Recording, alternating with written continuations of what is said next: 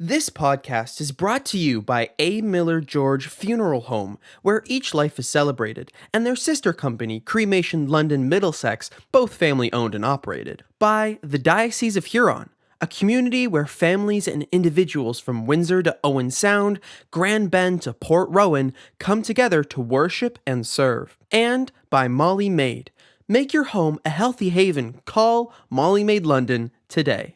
Today we welcome Jonathan Merritt, one of America's most popular writers on issues of faith and culture. He is an author of several critically acclaimed books, including Learning to Speak God from Scratch, Why Sacred Words Are Vanishing, and How We Can Revive Them, named Book of the Year by the Englewood Review of Books. In addition to the written word, Jonathan regularly contributes commentary to television, print, and radio news outlets. He's been interviewed by ABC World News, CNN, MSNBC, and now, The Vicar's Crossing.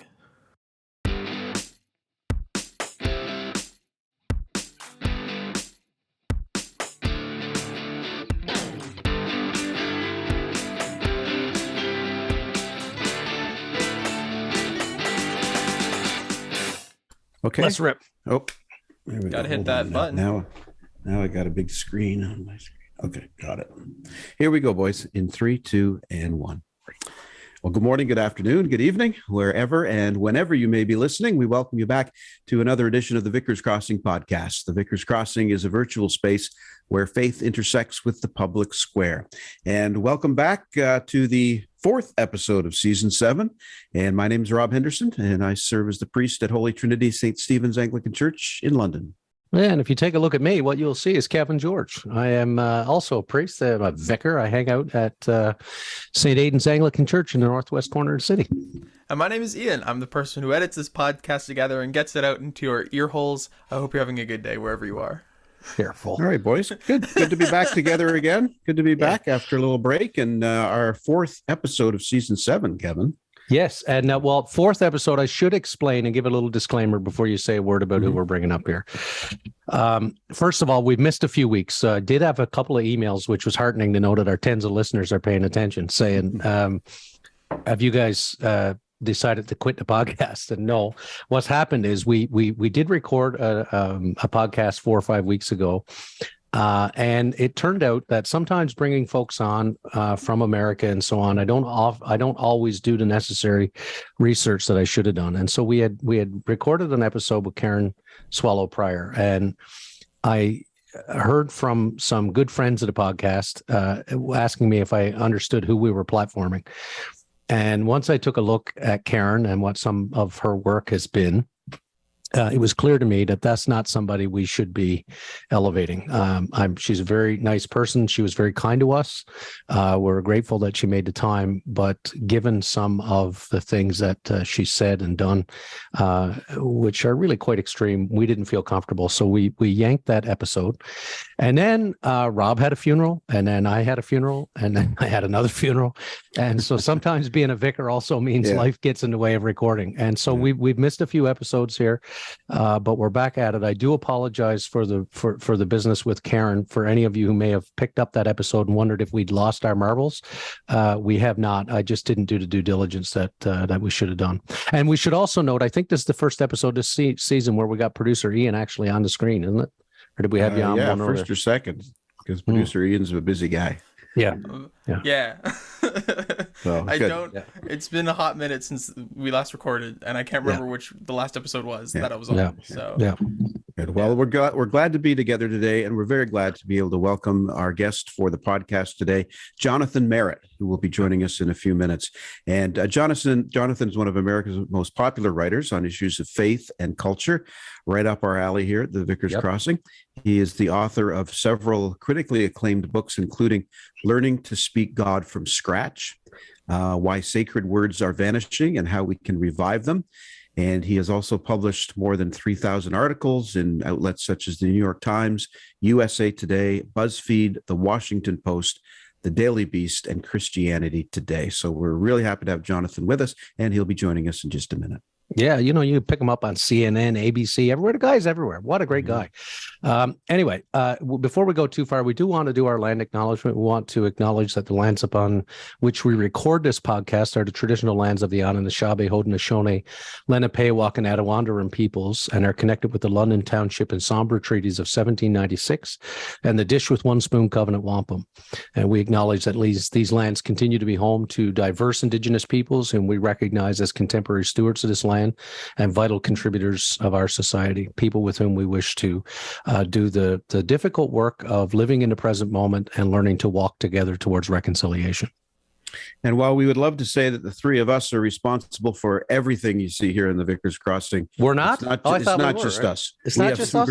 We have some great sponsors that support us, and we're so appreciative of that. So we just want to take a moment to thank them.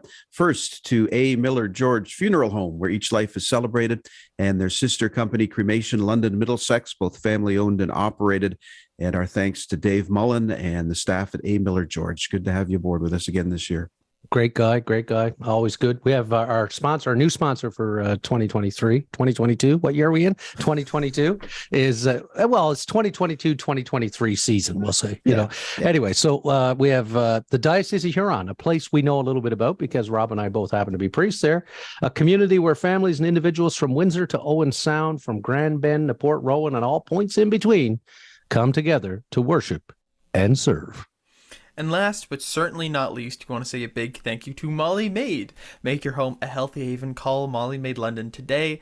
And Trisha Lister was a wonderful human being who hooked us up with that. So thank you to them over there. If you need any cleaning done, let them know, and they got it. Can't think of anybody who could clean better than Molly Maid. That's so real. Not at all. Not at all. Yeah. Great. And again, thanks to all our sponsors and for you listening. We really appreciate your support over our seasons here at the Vickers Crossing. And we're going to look forward to chatting with Jonathan Merritt, who I think is about ready to join us. So let's go. All right. Let's bring in this young fellow from New York City.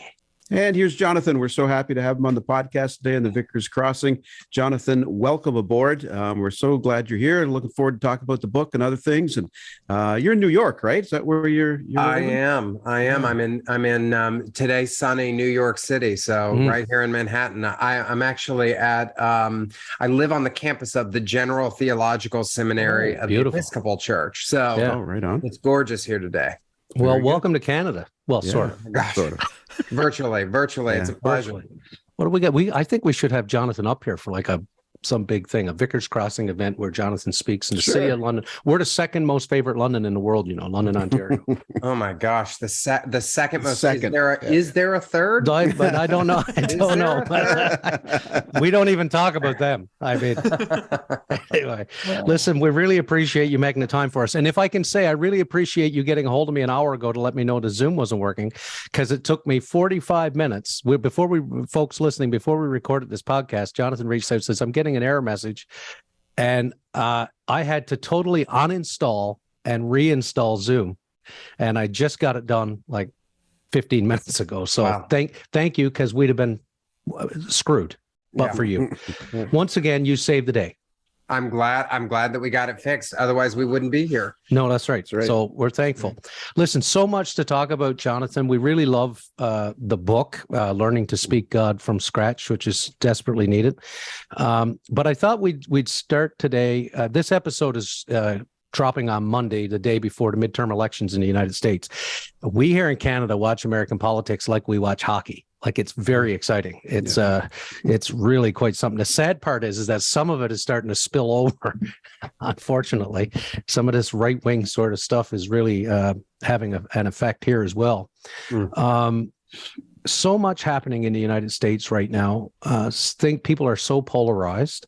I read last evening that 60% of Americans will have someone on the ballot who is an election denier, which is just shocking to me that many of the candidates themselves would be election deniers. The support for these folks from the religious right is sort of fascinating to us. Like, it really just sort of speaks to, we talk about the intersection of faith in the public square on this podcast, and obviously the influence of Christian nationalism in the United States and here in Canada is really something. I was interested in a piece you wrote in the RNS, the Religious News Service, in September about the Republican governors and DeSantis sending people north on buses and planes. DeSantis flying them to Martha's Vineyard, where he thought he could own the libs by sending them there. Well, we're pleased to see this little Episcopalian church step up and take them in. Yeah. Of DeSantis, you wrote, you said he likes to play the part of a proud Christian on the campaign trail, even commandeering Bible verses in stump speeches. But apparently, when it comes to the Bible's repeated commands along the lines of do not mistreat or oppress the immigrant, he's willing to make some very important compromises. Yeah. Of course, their willingness to compromise goes beyond those issues. I mean, Herschel Walker is now leading in Georgia in the latest polls, and he's been quite outspoken about abortion.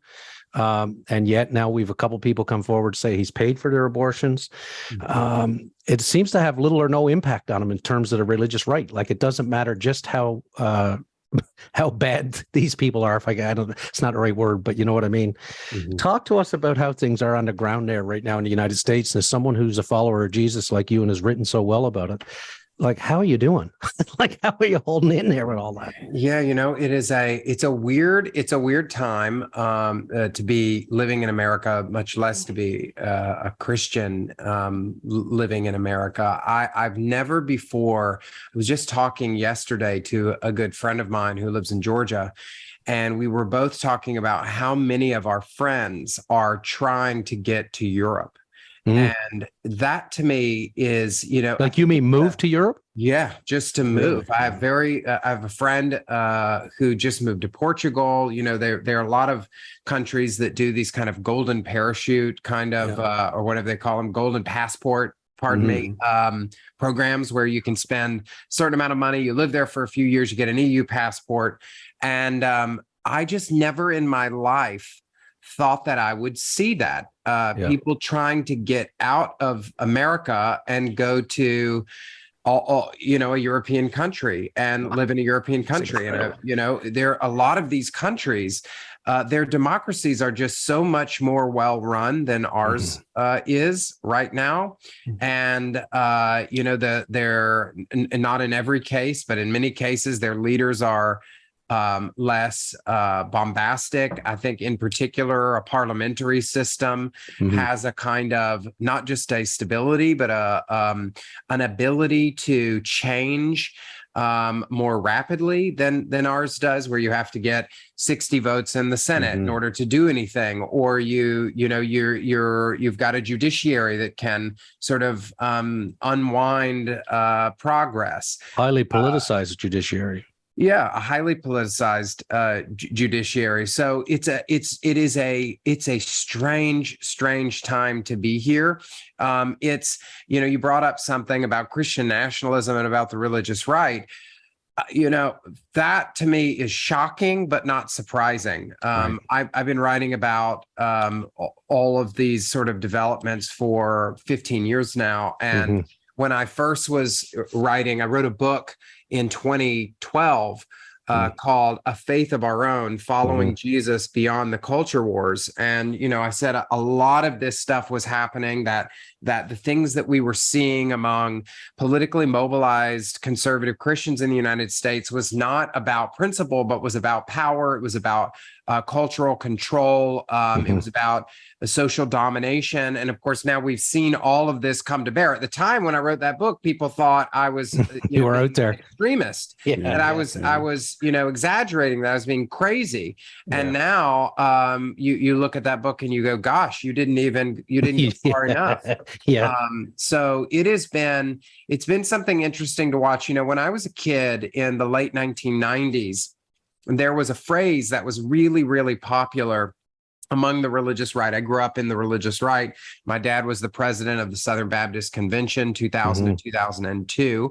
So, the largest evangelical denomination in the United States. And a TV preacher, bragged that he was to the right of Ronald Reagan. That was the house I grew up in. So when I was growing up, there was this sort of common phrase when evangelicals talked about politics, they would say character counts. And they use that as a kind of bullwhip to attack, to fillet Democrats, religious progressives who were supporting Bill Clinton. Right. And of course, if you look at the character issues that we were seeing in the White House in the Clinton administration, it was sort of Pollyanna compared to what we saw in the Trump administration. But suddenly, a lot of those arguments were like conveniently swapped out. Right now, we're talking about King Cyrus and King David and the way that God uses leaders who are sinful or broken. Yeah. And it's amazing how pliable the scripture, the logic can be in the hands of someone who is dead committed to a particular political end. Right. And usually not willing to treat scripture with the same pliability for any other reason. Yeah, that's right. So, well, thank you for that. Like I say, I just know that a lot of these guests like yourself that we have on, people who are doing really solid work on the ground in terms of following in the way of Jesus and faith in the public square and all that. I just know it must be a really difficult time, like to navigate all that. And, our prayers are that, the midterm, somehow it holds. I guess. Well, I had a friend the other day say something to this effect, and I think it was really true, that at least, and I'm just can speak from the American context, but my guess is it's probably true in most Western countries, most North American countries, is we can no longer speak of Christianity. Mm-hmm. We have to speak of Christianities. That's right. That there are Christianities now that are so distinct from each other that we can't talk about them anymore as a monolithic thing. I mean, I have oftentimes so much more in common with friends who are not Christian but share basic values about human decency and human dignity and care for the least of these than I do people who call themselves my Christian brother, my Christian sister. And so whatever they're practicing, it is related to what I'm practicing. And yet it's so distinct that we have to begin to differentiate it. Otherwise, when a person like me walks into a room, and it happens all the time in a place like New York City, and somebody finds out that I'm a Christian, or they look at my Instagram account and they see me talking about something that's Christian, they immediately make this connection with the people that they've seen on Fox News, running their mouth about God knows what bigotry. The people that they've seen marching in Charlottesville, and suddenly they have all kinds of feelings and assumptions about me that couldn't be less true. And so we've got to begin to talk about Christianity in a way that differentiates the people who are on the extremes, who I think are using that name, they're instrumentalizing that name, but as a result, they're doing a lot of damage to those of us who are trying to follow Jesus in a very different way. Right. Well, and I think that takes us to your book. I mean, I think that's the whole point, is the language that we use when we talk about our faith or about our spirituality is really quite critical. And so your book, which is on the wall here, Learning to Speak God from Scratch, is really a great book in terms of calling us to consider the words that we use. The book, again, is called Learning to Speak God from Scratch: Why Sacred Words Are Vanishing and How We Can Revive Them. In the book, you describe what it was like for you moving to New York City from the South, and how affected you were specifically in terms of now being among sort of 8 million people, many of whom were not accustomed to religious or spiritual language. You write in the book, I've been meeting people from all over with similar histories of belief, who feel they too have been struck mute in a strange land. Terms like sin and hell have become so negative they lodge in our throats. Others, like belief and salvation, have been uttered so often we don't know what they mean anymore. Definitions and connotations of words like mercy and love can no longer be assumed. I wonder if you can say more about your own experience of coming up against those who do not understand the very particular language of those of us who live in church land and tend to assume that the language we use is universal, that people understand it. And why, that conversation in this book is so important at this time. Yeah. Well, there are a lot of different kinds of sacred speech, but if you were to put them into two categories, a lot of people think that what you're talking about is like Christianese, so which is not what I'm writing about. No. It's not like bless your heart. It's not these kinds of culturally, insular phrases that you'll often hear in churches, although I think many of those have sort of fallen away as well. It is just basic moral, religious, spiritual language. So the kind of language that points to the immaterial or the metaphysical, it points to kind of value and principle and the deeper things, the real. So even words like courage and kindness and compassion and grace, there are those words that are more positive. And then there are the words that we find in the spiritual vocabulary, the vocabulary of faith, as you mentioned, like sin. So like, how do we name? We're just talking about all of these terrible things in the world. And so most of us, I think, would say, well, the world as it is not as it ought be, right? It's not as it ought to be. And so then what do you call the ways in which the world deviates from its oughtness? What do you call the things that push us from oughtness to isness, right? What do you call that? And it's not the best word. It's not a word that is lacking in problems, but we as Christians in our tradition have called that sin. And so it allows us to name it. And when we name it, we can create space around it. We can observe it. We can think about it. We can ask questions about what we do about it. We can begin to compare the rhythms and patterns of our own lives and see the ways in which we live into those chasms of difference, the ways that we contribute to those things. But what happens is when those words fall away because we're embarrassed of them, or they begin to take on a kind of a connotation, because words don't just have definition, which is sort of the way that a word is used, the sort of meaning that's given to a word by usage. They also have connotation, the way they feel when they come out of our mouths. So when the connotation becomes so negative or so dark or so twisted, then we really lose sight of the definition. It kind of changes it, and we can't use that word. So then what happens when we can't speak of the difference between is and ought? What happens is we begin to drift toward the isness, right? We lose ourselves because we don't think about the things that we don't talk about. We're not shaped by things if we don't talk about those things. So when we don't talk about grace, we become less gracious. When we don't talk about courage, we become less courageous. When we don't talk about kindness, we become less kind. And so a lot of times, we have conversations like the previous one and we go, God, what is happening in this world? And oftentimes we forget that sometimes the reality that we see around us, however disheartening it may be, is influenced by and shaped by the way that we speak or the way that we choose not to speak. Right. In your research for the book, you found that, I really found this interesting. You found that the most common reasons given for people, not engaging in conversations about religion and spirituality, they fall into three kind of broad categories. And you talk about indifference and ignorance and avoidance. And you break these down quite a bit in detail in the book. And for our limited time today, we can't get too deep into it, but I'm just wondering if you, Jonathan, can share more about these reasons for not engaging in conversation about spirituality or religions and these categories. Yeah, so I tried to break them into broad categories. Indifference says, I don't care. If you said to somebody, what do you think grace is? And they're like, why are you asking me that? I don't care. I don't care. I don't want to talk about, I don't want to know. I don't want to engage in these conversations. They're irrelevant to me. They don't matter to me. I just want to go live my life.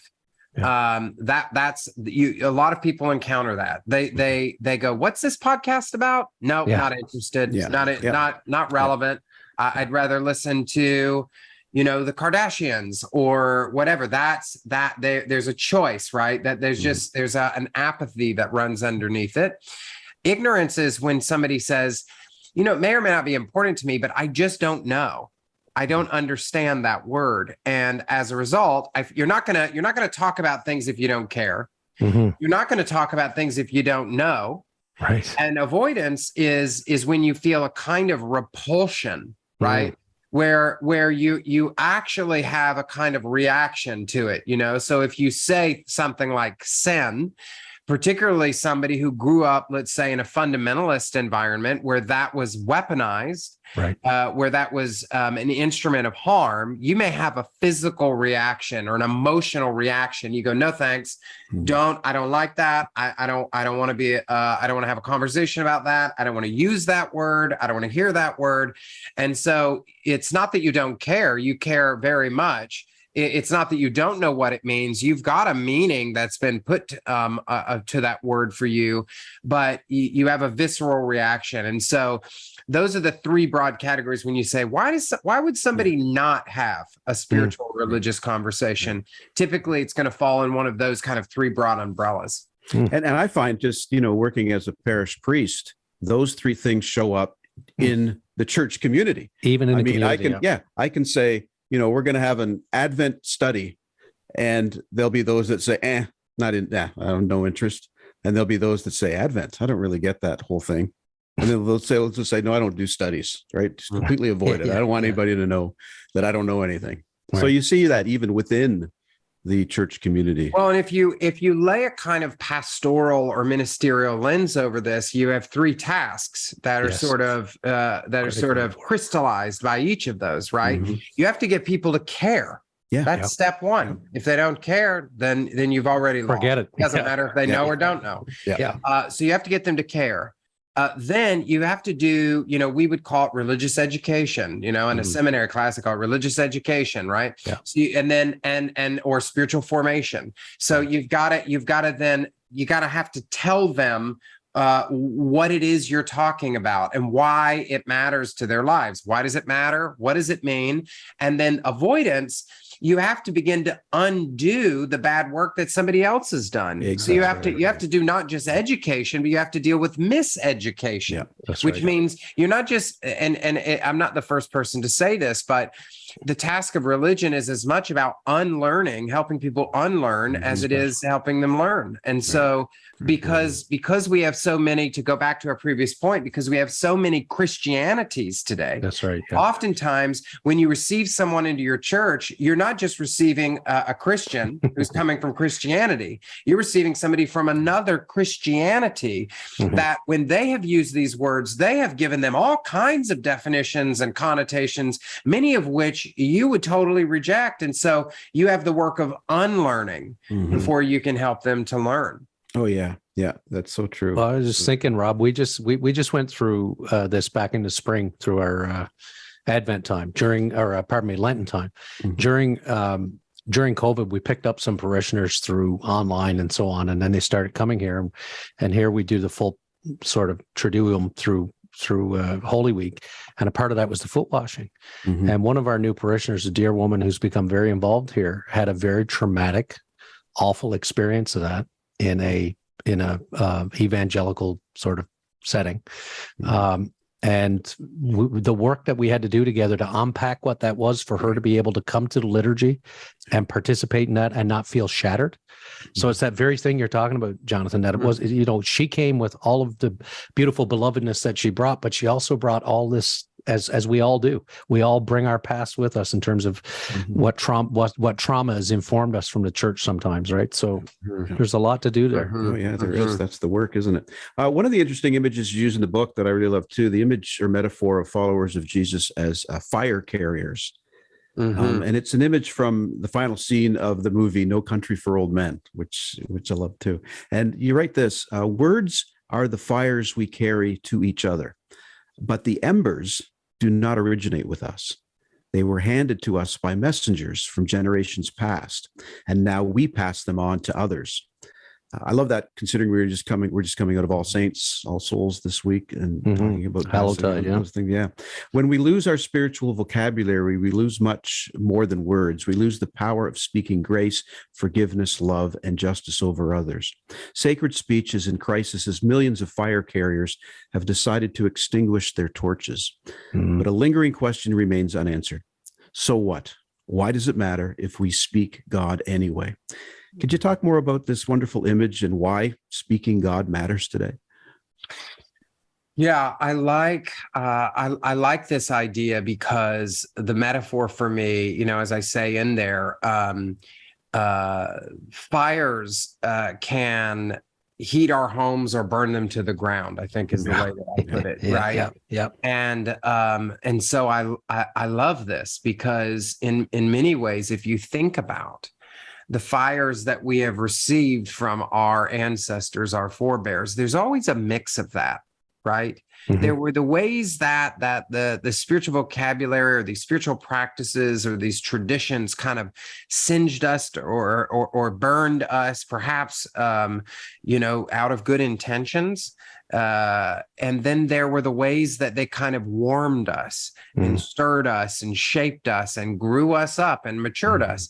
And so what I think about is not just the image of fire as something that's passed to us, which is important, I think, because we have to remember that it didn't start with us, that we are a part of some great tradition or history or story in which we are coming in the middle of the tale, in the middle of the book. And that reminds us that we have an obligation not just to take this thing, but to pass it on, and to do so in a way that would do a little less burning down and a little more warming up. But I think it also sort of I think it also gives us the ability to think of this as something that should be handled in reverence, right? With care. Because most of us, you think about it, if you were to use fire in your home, even if you were building a fire and you do that every day, it's something that you would do with care. You would be thinking about what you're doing. You'd bring awareness and attention and a kind of consciousness to it. And so oftentimes that's not what we do when we speak God. We sort of hurry through it. We use language carelessly, or as I say in the book, like, how often do we stop and say, what am I saying when I'm saying what I'm saying? What am I saying when I'm saying this? And intent can be different than impact. Yes. Not just what do I intend to say, but how is this impacting this person? How are they receiving it based on the way that this word may have been used or misused or abused in our world? And so I think that the metaphor for fire, the metaphor of fire for me really kind of cracked this open in a number of ways as I began to think about it as a metaphor for this sort of carrying forth of sacred speech throughout history. Yeah, and that image of the power of words, right? Like the weightiness of it and what it actually does. You describe humanity as word-shaped beings who live word-shaped lives within word-shaped communities. Human beings are unique among all of creation, of course, in that we have this ability to speak. Others may communicate, but this speaking is unique to us. Words become critically important. You write in the book, words are one of God's holy gifts to humanity, and speaking them should be a sacred act. We drape our dreams in words. We paint murals of sorrow with them. They are humanity's carrier pigeons of information, of meaning, of emotion. We struggle to live without them. But we humans don't always wield our words well. We often speak without much thought. We spew hate speech and blaspheme, transforming the sacred act of speaking into profane behavior. We speak deceptively and unkindly. We use words to curse, to tear down, to discourage, blame, and judge. A simple no can fly from our lips with the decimating power of a shotgun shell, while a sincere yes can alter the course of a life. Our words, you go on to say, may not cause plants to sprout, but they can make hope spring forth in a human heart. God birthed us with words, and now we find ourselves in constant labor, giving birth ourselves through the power of words. When we release words into the air, like the first one spoken, they create worlds both glorious and dark. Can you say more about the power of words? When I read that, I must have read it 3 or 4 times back again because I just absolutely loved it. I think that for someone who doesn't have a great economy of words, I waste a lot of words. I wish I had someone going around slapping me every 5 minutes saying, shut up. But, some James character going, boom. Like the words are so critically important. Can you say more about that? Yeah, so much of this for me is there's kind of 2 components to this. One is maybe anthropological, which is this idea that we are sort of people who are enlivened by words, tethered to words. It's one of the unique markers of human beings. And I've often, asked people the question that I asked in this book. Have you ever wondered why that is? Like, why is that the unique thing about who we are? I mean, theologians have even, some of them have posited that the ability to use language may be the heart of the Imago Dei. The sort of mysterious, like, how are we? I mean, it's sort of tethered right to that story where God speaks and then says, after speaking into existence, after sort of numerous times, day after day, in this sort of poetic story, creates with words, uses the creative power of words, and then says, and now I'll make humans in my image, in our image. That it is something that sets us apart. Other animals and insects and plants have ways of communicating, but the way in which we use language is so unique to who we are. It's one of the things that makes humans human. So that's the anthropological side, but I do think underneath that is a kind of theological component. And it certainly is, something that is woven into our scriptures. I mean, if you take away words, there is not a lot left in Christian practice. We've got some silence and solitude in there, but even in silence and solitude, it is the unspoken words that become central to those spiritually formative tasks. Right? We're meditating in our minds on words. And so words are so important to our spirituality. They're so important to our humanity. And it may be just because they are such a ubiquitous kind of assumed part of our existence, we just don't think about them very much. We just sort of take them for granted. But if we go back to that fire metaphor, right? Yeah. It's when you begin to see that they're central, and then you realize that they're powerful. Now you naturally have a kind of attentiveness that is inescapable, where you have to say, now we have to begin to speak in an intentional way.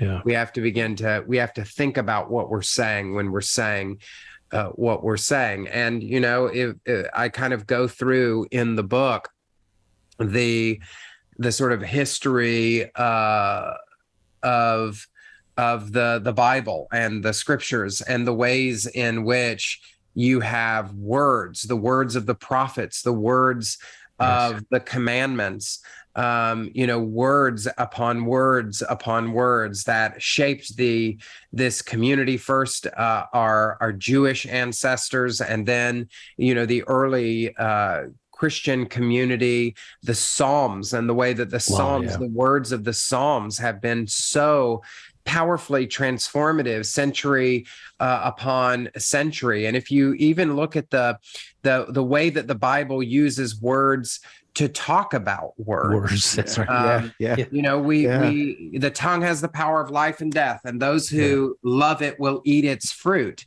Yeah. This wise words and thoughtless words and the power of the tongue. Yeah. It's like in between using words to sort of shape the community, the Bible continues to pause and says, oh, and by the way, a word about words. Yeah. be careful how you use words, right? Because they can build up or they can destroy. They can warm or they can burn down. And it's these sort of like siren blasts that come throughout the text, trying to make sure that we don't become complacent in the ways that we're using language, the way that we're using words. And that's what I really hope that this book would do, is be one more siren blast for people who have been lulled to sleep and have forgotten the power that they hold in their tongues. Mm-hmm. And you liken speaking God as a dying language, and you outline 3 potential ways to respond to a dying language. You outline fossilization, which is the protection of words, the substitution, which is the pitch words, and then the transformation, which is the play with words. Languages that do not change are most certainly doomed to die because they don't adapt and overcome. You make the case for a transformational approach where you write, in order to revive the vocabulary of faith, God speakers need to have open mouths and open minds. They must be willing to use the language and also willing to allow the language to change. A transformational approach to speaking God gives me clam hands. I prefer safety over scary, normal over new, regular over risky, and would be much easier if every sacred word had a uniform, universal, unchanging meaning. But this is just not how words work. The only way to revive the lexicon of faith is to revisit our most sacred terms, asking which ones need pruning, which ones need new life, which ones need space for a fresh shoot to emerge. For this, we must rely on 2 virtues that are in short supply these days: courage and imagination. Can you say more about that, particularly given that you describe modern Christians as, quote, children of both Merriam-Webster and King James? Yes. Yes. So the Merriam-Webster, which I think you maybe you guys may have quoted in one of your tweets. Yeah, I did. Yeah. This interview is that, if you were to say to someone, tell me what a dictionary is for, and they would say, a dictionary tells you what a word means. No, a dictionary does not tell you what a word means. A dictionary tells you how a word is used. If a dictionary told you what a word meant, you would never have to update them. Maybe you'd expand them, but you would never update them. It tells you how a word is used, and the meaning of a word is just simply, it's not an objective, sort of fixed, unchanging thing. It's something that changes over time based on usage. And I talk about the word sin actually in a whole chapter, and the way that has at least 3 meanings that can be sort of chronologically constructed within the Christian text. And of course, now we have all kinds of ways of talking about sin, and we use all these analogies and ways of describing it that are completely modern and foreign to the text. And so we have to remember sometimes that what we will think about when we think about words is, well, let's just go back to what it means.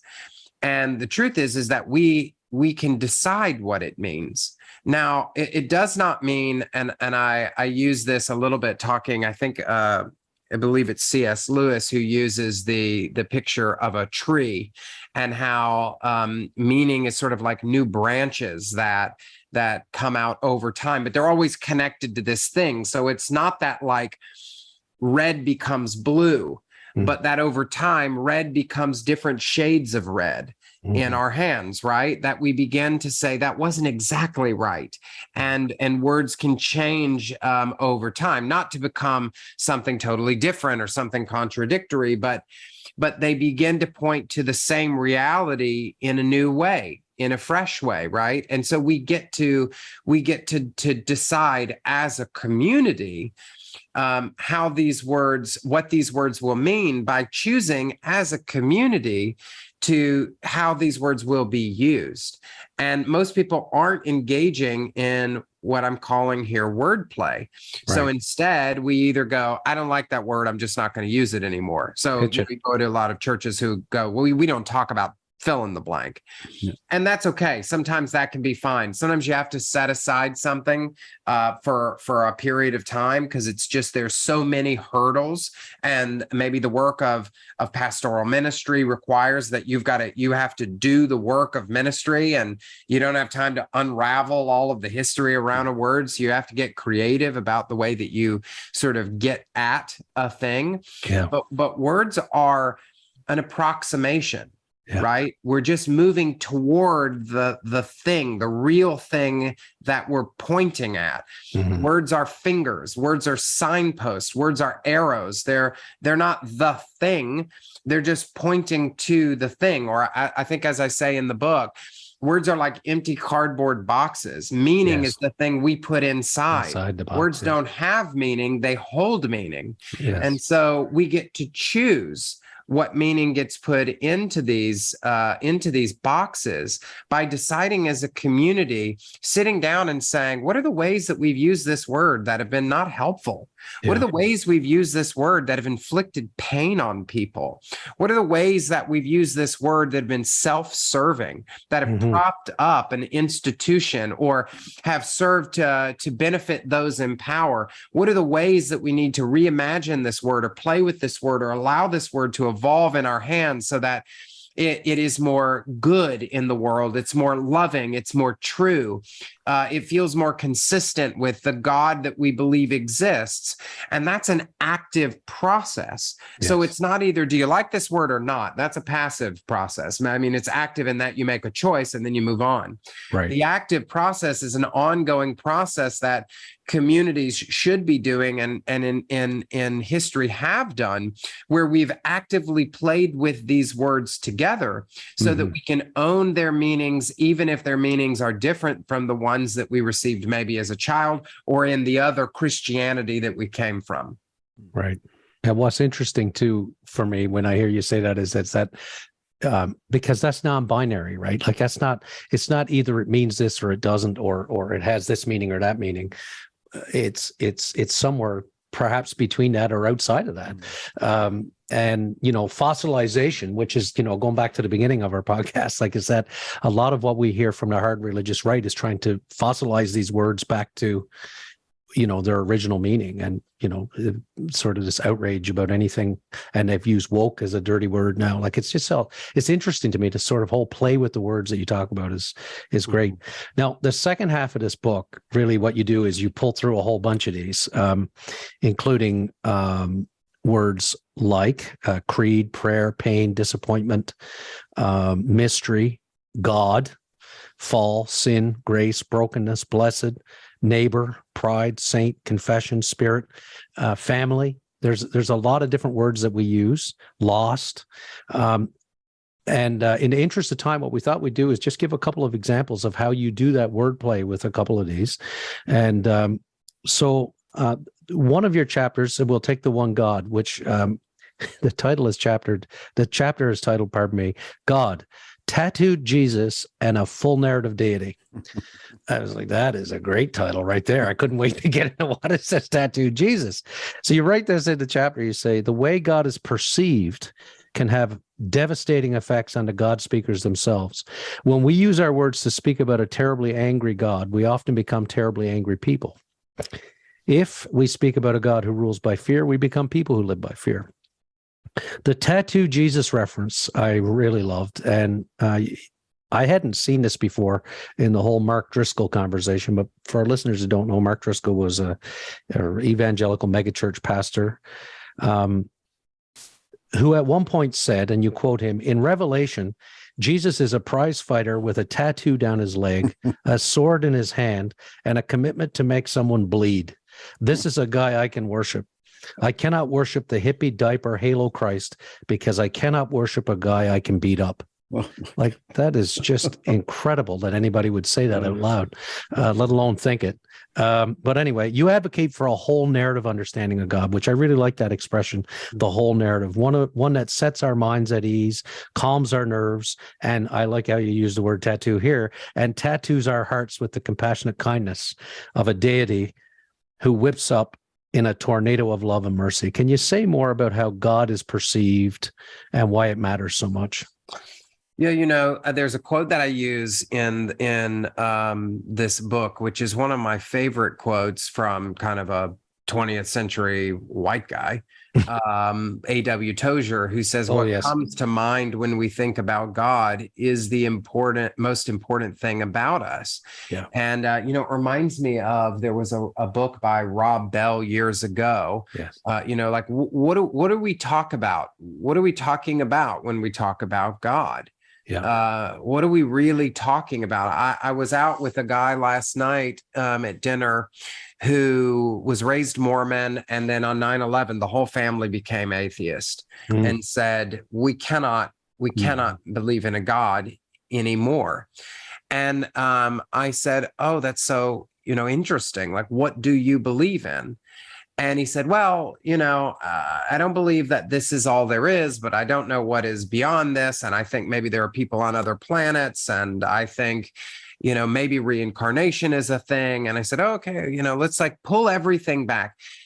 Like, do you believe in love? And isn't that a mystery? Two people falling in love with each other. If you really want to get to a mystery from an evolutionary biological standpoint, which no one can explain, is why does beauty make us feel awe? There's no reason evolutionarily that we should pause and look at a sunset and want to cry. Right. There's no reason that a painting should captivate us and haunt us and keep us up at night.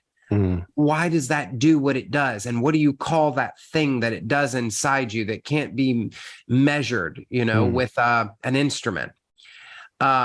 If you peel back all the layers, if you believe in love, well, I believe God is love. If you believe in beauty, I think God's the author of that, right? That this is the Christian thing. There's an old phrase. It's just one finger pointing at the moon. Right. And I have friends who use a lot of different fingers. Some use a finger called universe. Some use a finger called source. Some use a finger called mystery with a capital M. And they're not exactly the same thing. Right. But they're different arrows pointing to the same reality in different ways. And so when we think about how we conceive of God, how we conceive the realist real, the capital R real at the base of everything, not just a being, because I don't know that be is something that God does. But if you were to get down to the very essence of this thing, it's like God is the connective tissue. God is the interstitial fluid of all reality, that thing that we can't explain, that no one can seem to kind of wrap their minds around. That thing, how do you perceive that thing? I mentioned in the book from Baylor University kind of the four ways once people get to a God concept, once they move beyond these kind of depersonalized fingers pointing to the moon, right? So source, for example, which is a popular one among my friends, or universe. When they get to a kind of God concept that begins to kind of take shape and personalize, you've got an authoritarian God, a critical God, a distant God, or a benevolent God. And it's based on how angry or temperamental that God might be, and how engaged or disengaged that God might be. So, for example, a lot of people who think of source, they may think of that God as sort of disengaged, but, benevolent. So that would be source is a distant God, low level of anger, low level of engagement. Yeah. You've got a critical God, high level of anger, but stays out of my way, low level of engagement. Yeah. You've got a high level of anger and a high level engagement. That's what I was raised with, right? Authoritarian God. That's God, he's the chess master who's like very easily pissed off. And then you've got a benevolent God, which I think is the true God, the God of Jesus, the God embodied by Jesus, which is a low level of anger and a high level of engagement. Now, not engagement in the sense that God is moving the chess pieces. I'm not using that in a kind of Calvinistic a sense. I know there are probably some children of John Calvin who are listening in, and that's not how I mean that. I mean that in that if God is the connective tissue, then God is connected to all the things. Mhm. God is a part of, is tied into, is enmeshed with all the things. Mhm. And so that kind of God is a different kind of God. But what we find is depending on the concept you have of God, as Tozer said, it becomes one of the most important things about you. Because, for example, if you believe in a God with a high level of anger, a la Mark Driscoll, you become, for example, a la Mark Driscoll, an abusive asshole pastor, Yeah. right? So Right. you begin, if you believe that everything in the universe Mhm. is made up of that thing, Yeah. and you digest that and eat that, Yeah. it becomes a kind of part of who you are. And so Right, you begin to express the thing that you believe in. Right. And so we believe in a benevolent God, I think, or we have to believe in a benevolent God. We have to be, I don't mean this in the evangelical sense, but we have to be kind of chief evangelists Yeah. for a benevolent God, because that benevolent God makes us less angry, more at peace, kinder, more compassionate, more generous, Mhm. right? It actually changes who we become when we think about the real in those terms. And that is more important now than ever, right? Like, I mean, the need for that, as we talked about, that polarization. The other thing I was thinking of as you was talking was John Caputo, who says, God doesn't exist, God insists and persist, right? It's like, and because instead of this distant off, it's this insistence of God, right? It's instead of having to prove something that's way off. But again, all this wordplay to me is so beautiful. And each chapter, folks, what a book. Rob's got one too, I think. Just one more, just before we let you go, Jonathan, because the other word of importance is neighbor. Very important. You title the chapter "Neighbor, Mr. Rogers, and the Global Refugee Crisis." And you begin the chapter by writing about your experiences, because you did some interviews with refugees in a Lebanese tent settlement at the Syrian border. And you finish by writing about Mr. Rogers in the chapter. And I want to read just a small excerpt. You write, "As neighbors, we are bound to each other by humanity, not just proximity. Some in our culture believe we become stronger by being more inward focused, that building walls and closing borders is better than the biblical mandate to invite all to come to the table. And when it comes to neighborliness, we are connected by need, not nearness." We began to understand neighbor in this way. If we could do that, it would be a beautiful day in our global neighborhood. Can you say more about this, need to understand that word neighbor and sit in difficult conversations, which we often do with our neighbors? Yeah, I'm trying to sort of get people to think about, not that they're the only options, but I talked about, it's the question Jesus was asked. You would think after Jesus sort of answers it, even though he answers it with a story, you'd think we'd go, well, that sort of settles it. It's pretty big. But we keep asking it. Who is my neighbor? Yeah. Is the person at the border? Are those children my neighbor? And if they're my neighbor, do I have an obligation? I mean, if you took the guy who lives across the hall, if you were going to go put his kid in a cage, I would be out in the streets, right? Trying to protect his children. Yeah. And yet we do that to someone on the border and we go, not my problem, or they deserve it. Or put them on a plane and fly them to Martha's Vineyard. Yeah, that's right. Right. So it goes back to whether or not we may say it, but do we actually believe that they're our neighbor? Now, the problem can be if you begin to think about neighbor as something that's based on humanity rather than proximity, or need rather than nearness, it's exhausting. Yes. Yeah. Because I can't walk 3 blocks in this neighborhood without encountering a lot of neighbors who need my help. Yeah, so how do you do that, right? How do you live practically? And that gets really difficult. That's where it gets hard, because we have to accept that we love our neighbors consistently and intentionally, but often imperfectly, just because of sort of what it means to kind of live life. But we have to constantly be saying, I think for me, it's a spiritual practice. I just say, okay, God, wake me up to my neighbors, to the ones that I am tempted not to see, to the ones that I'm tempted to overlook or to walk past, that you need me to stop and talk to. And so much of this for me was based on watching Mr. Rogers grow up. You know, I grew up in a very conservative evangelical home as a child who didn't have the word gay at that time to put to it, but knew that I was different in a way that made me feel kind of estranged and out of place. It was like some days I was just like waiting for my actual family to come pick me up, you know? It's that, as odd as that sounds, I think a lot of people can sort of relate to that, where you feel like a stranger in your own home, in your own church, in your own body.